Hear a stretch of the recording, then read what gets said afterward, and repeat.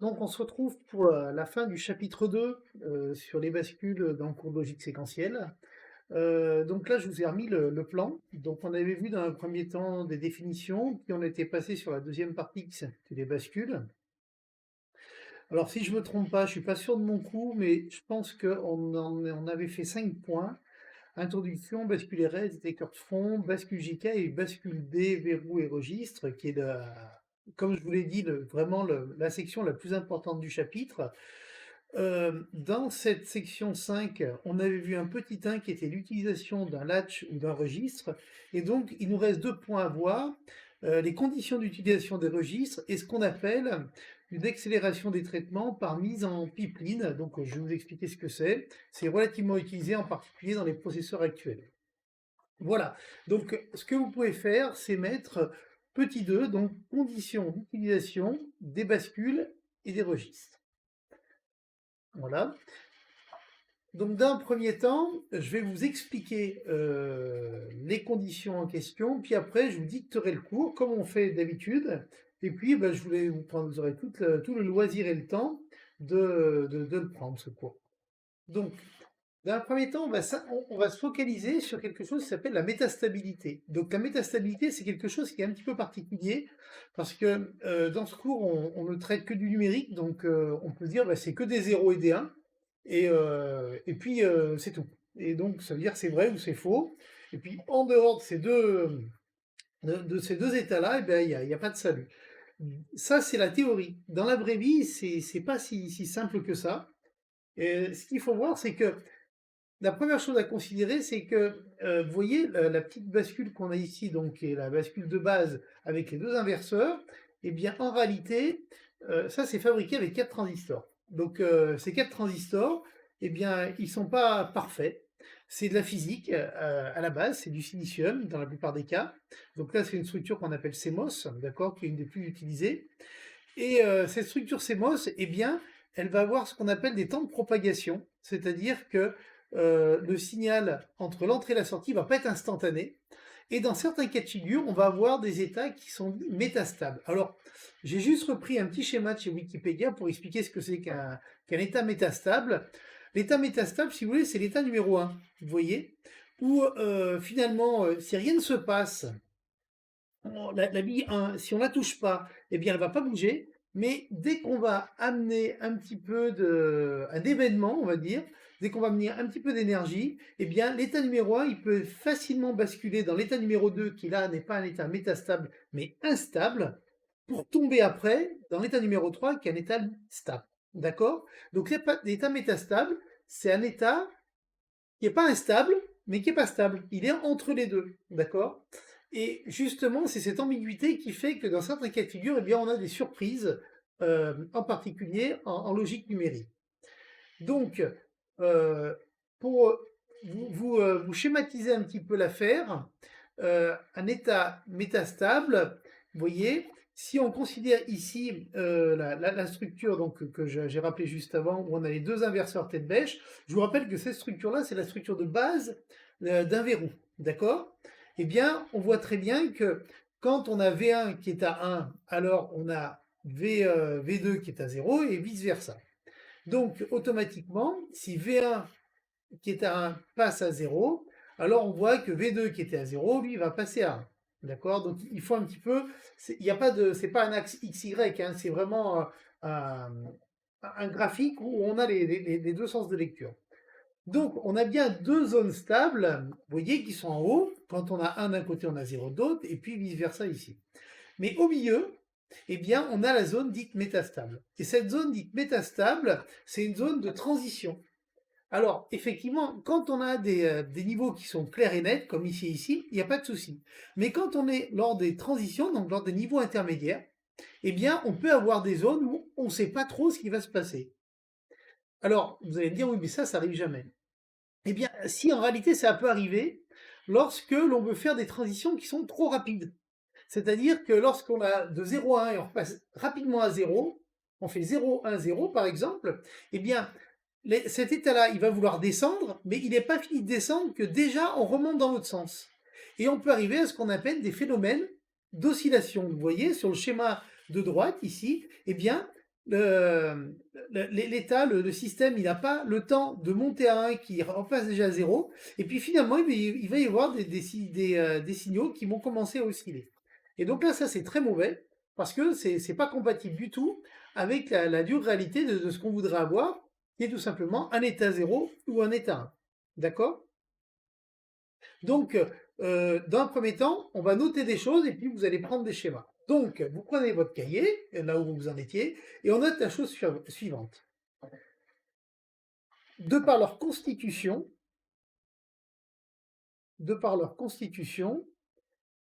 les registres n'ont pas une réponse instantanée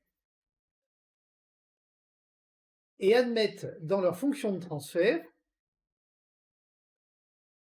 un état intermédiaire non booléen, d'accord, puisqu'on n'a pas un 0 ou 1, un état intermédiaire non booléen dit métastable. Point. Cet état est naturellement à éviter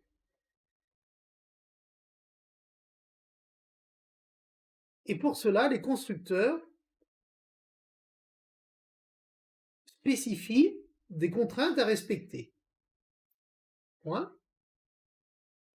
Et là-dessous, vous pouvez reprendre ce petit schéma là, donc le schéma avec d'un côté le verrou et puis ces deux axes, vous voyez, avec les zones stables et métastables. Vous pouvez reprendre ça si vous voulez, mais bon, ça n'a pas gros intérêt. Ok, donc maintenant, je vais vous expliquer comment est-ce qu'on fait pour parer à ça. Donc, d'accord. Donc, je vous ai dit que les constructeurs spécifiaient des contraintes un petit peu particulières en termes temporels. Donc, je vous explique d'abord de quoi il en retourne, et puis après on le note. Donc, vous voyez, ici, on a un schéma où vous avez le chronogramme d'une bascule D, avec en vert en haut l'horloge. Au-dessous, vous avez l'entrée, d'accord, sur D, et puis là, vous avez la sortie sur Q. Alors, ce qui va se passer, c'est que les constructeurs, eux, vont spécifier, pour pas qu'il y ait de métastabilité, des temps à respecter. Ces temps à respecter consistent en réalité à imposer à ce que juste avant et après le front d'horloge, eh bien, la donnée sur D, donc ici, soit stable, donc ne varie pas. Le temps qui est défini avant le front d'horloge s'appelle le temps de setup.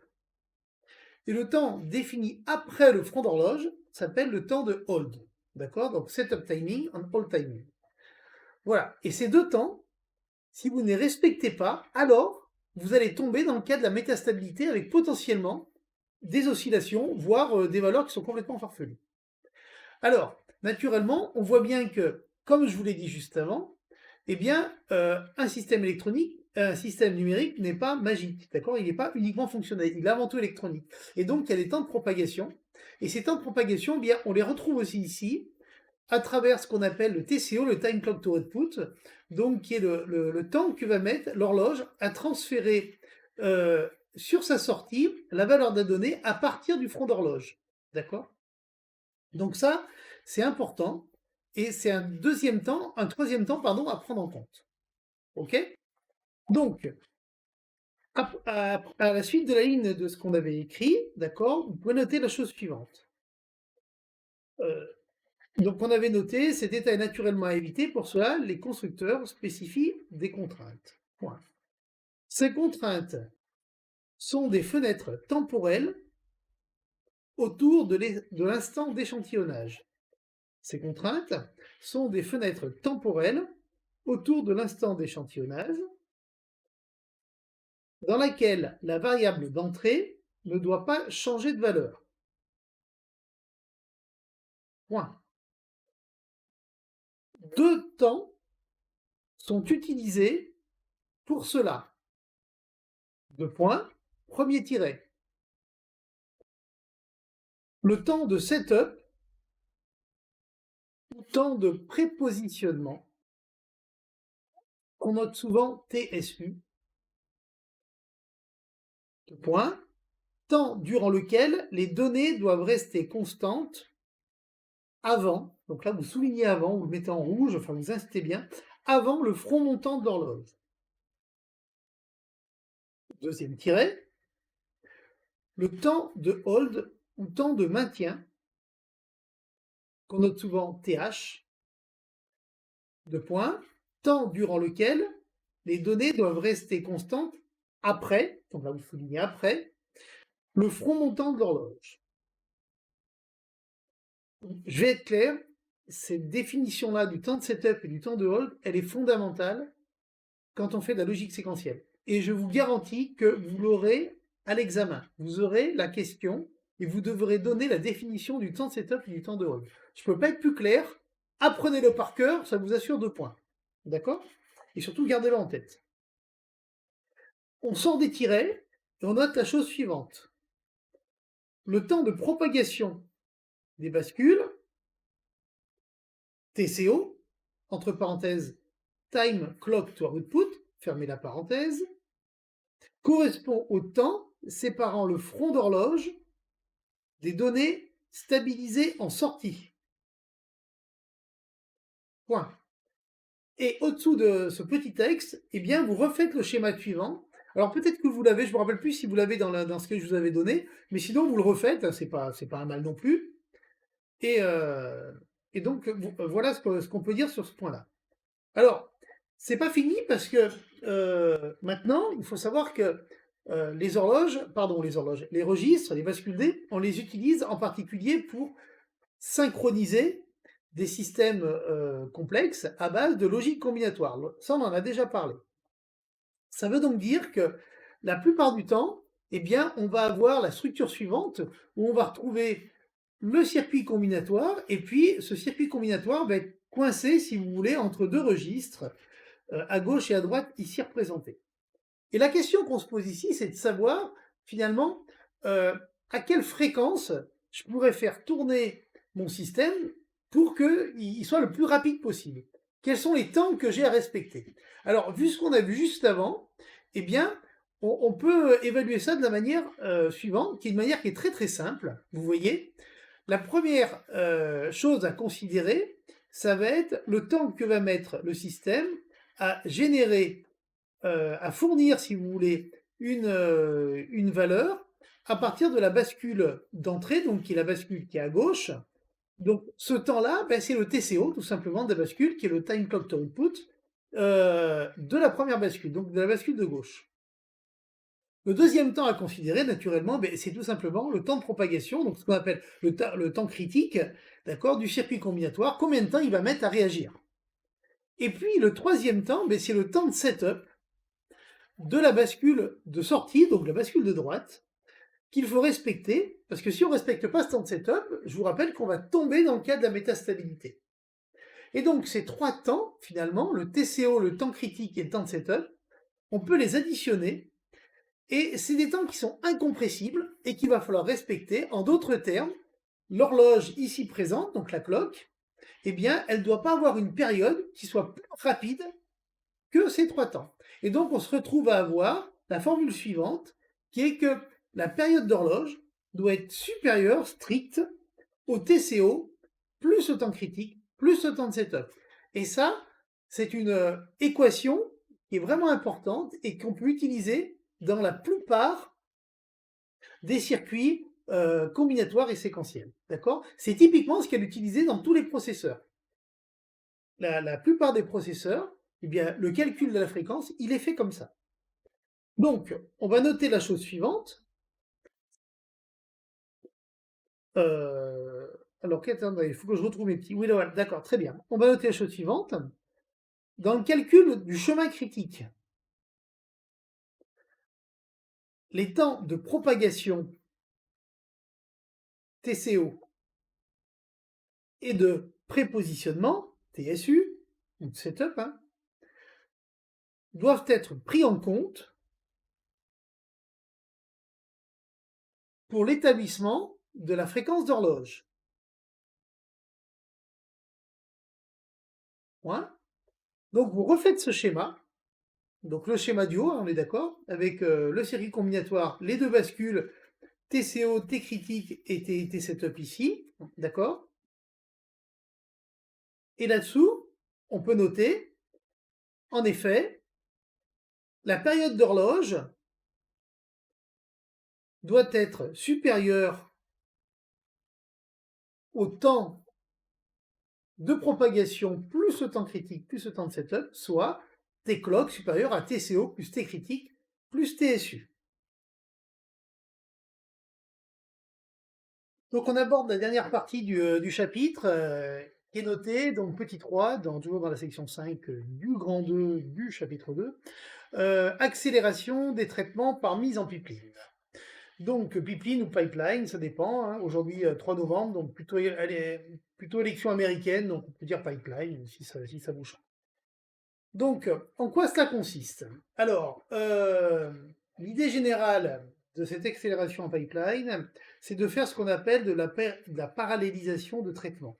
En d'autres termes, est-ce qu'il est possible, quand on a la structure présente, qui est la structure qu'on a vue juste avant, de pouvoir aller plus vite, augmenter la fréquence d'horloge, donc diminuer la période de l'horloge, d'accord?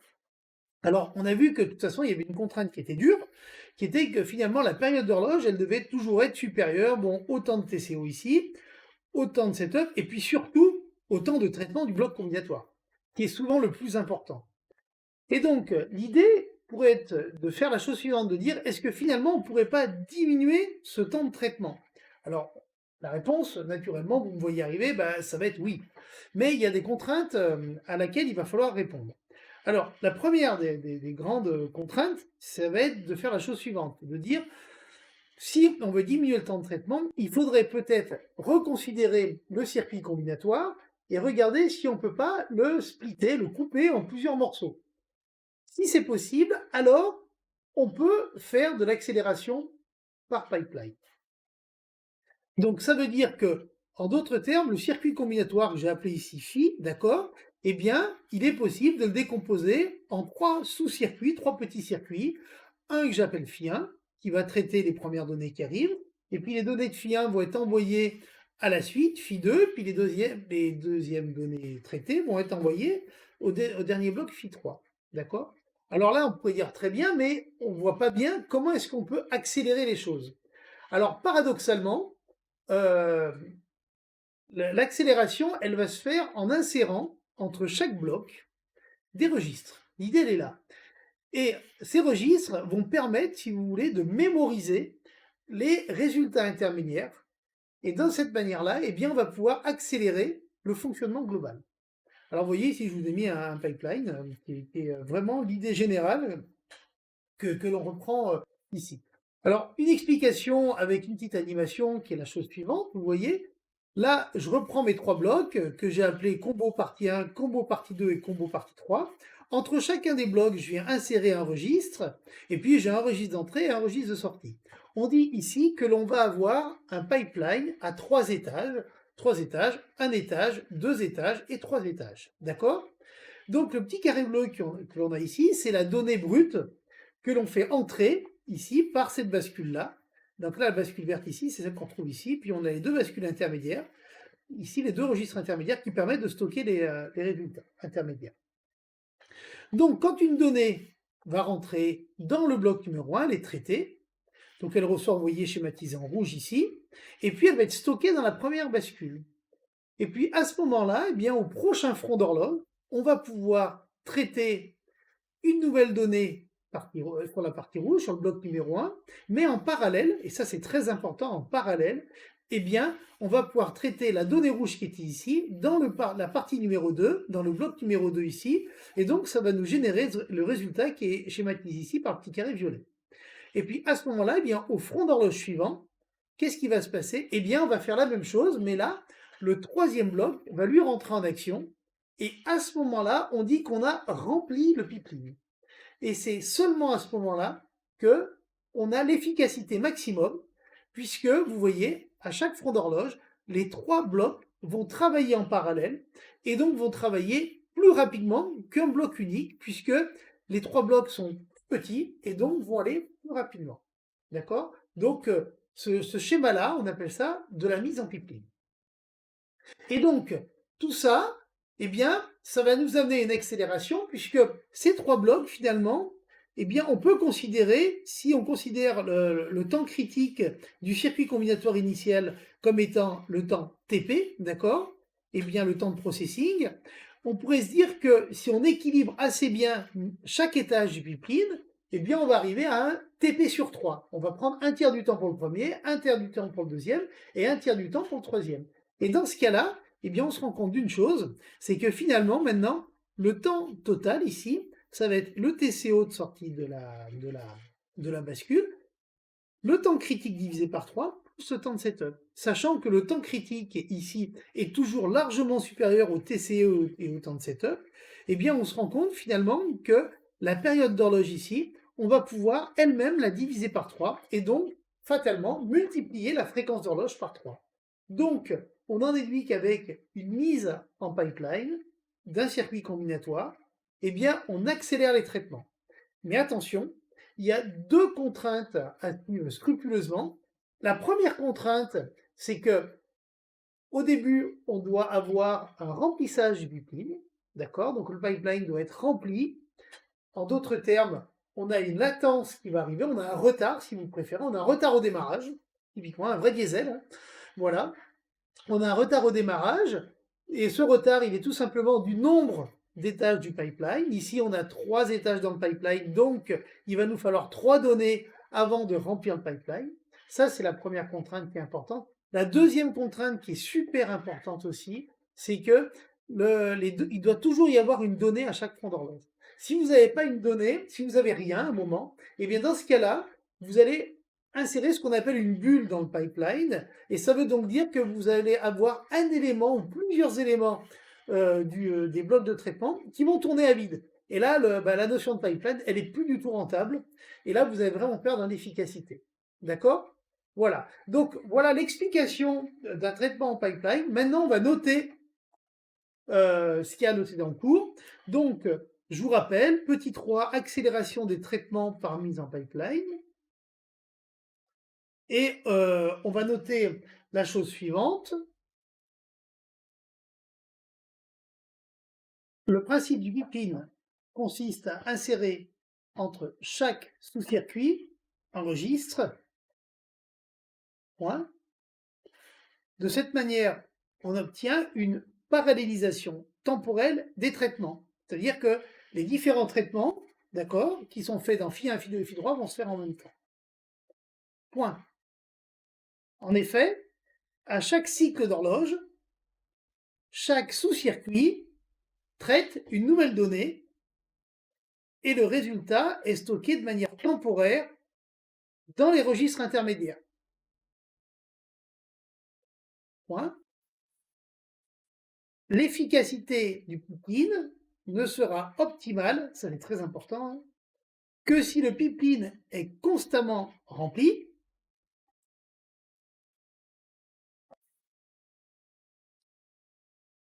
Dans le cas suivant, on obtiendra alors un résultat tous les TP sur 3 secondes. Point. Dans le cas où le pipeline n'est pas rempli, entre parenthèses, absence d'une donnée dans le flow, on parle de bulle. Point. Et dessous, donc, vous pouvez mettre le schéma si vous ne l'avez pas déjà pris au-dessus. Voilà, c'est fini pour ce chapitre.